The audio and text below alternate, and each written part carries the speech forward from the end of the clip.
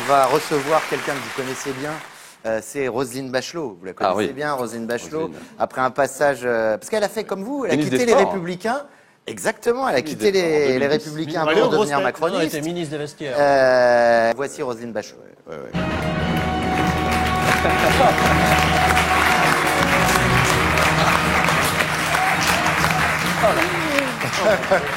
Roselyne à tort 5, le retour. Bon, salut les jeunes, et pardon si je me trompe. Hein.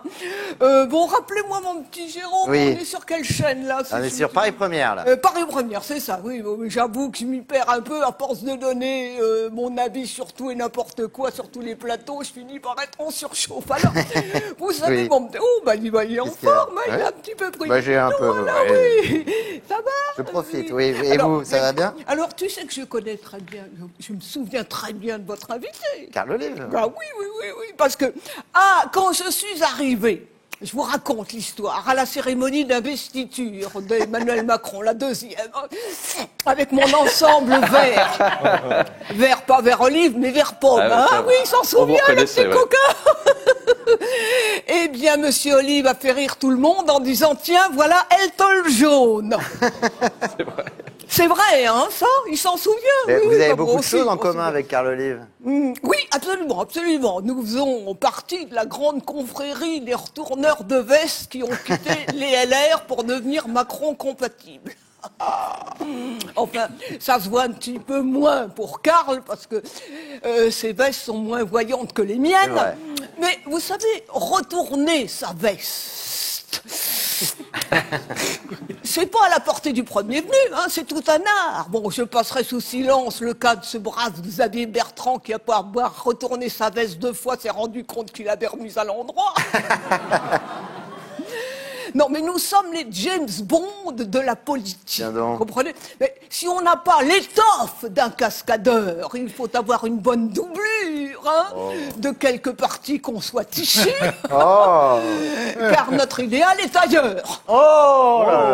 C'est pas fini.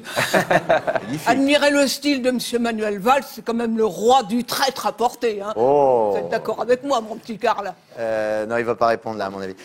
Vous avez un autre point commun avec notre invité. Il adore, on l'a vu chanter. Mais absolument. Entendu, il chante très bien, très bien. D'ailleurs, je ne demande pas mieux de faire un petit duo d'opéra avec Monsieur Olive. Hein.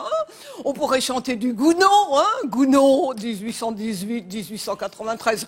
Roméo et Juliette, par exemple. Hein.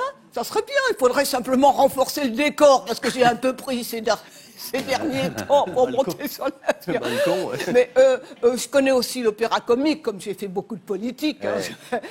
Ah oui, Offenbach, 1819, 1880. Effectivement, voilà. Un autre détail, évidemment, qui vous rapproche. Vous avez été ministre des Sports, et lui, je crois que vous faites encore partie de la Fédération française de foot. Oui, Ligue de foot professionnelle. T'es très bien vu, mon petit Jérôme. Jérôme de Verdière, 1973, 1900... Ah non. Si vous saviez le mal que j'ai eu à prononcer le sigle Fédération française, FFF. C'est dur, ouais. Vous en avez mis partout, chaque fois que j'avais l'impression que mon dentier allait se faire la malle. Hein. Non, mais j'ai beaucoup aimé cette période. Hein. Surtout après le match, quand j'allais féliciter les beaux sportifs en chair et en os. Vous me direz, ce soir, j'ai Bernard Mabille et Chevalier.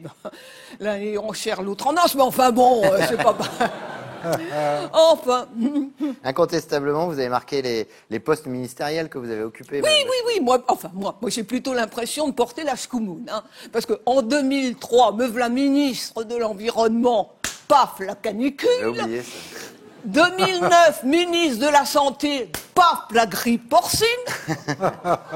Ministre de la Culture, paf, le Covid. Hein? Autant vous dire que vous avez le courage de m'accueillir dans votre émission. C'est vrai qu'on craint un peu.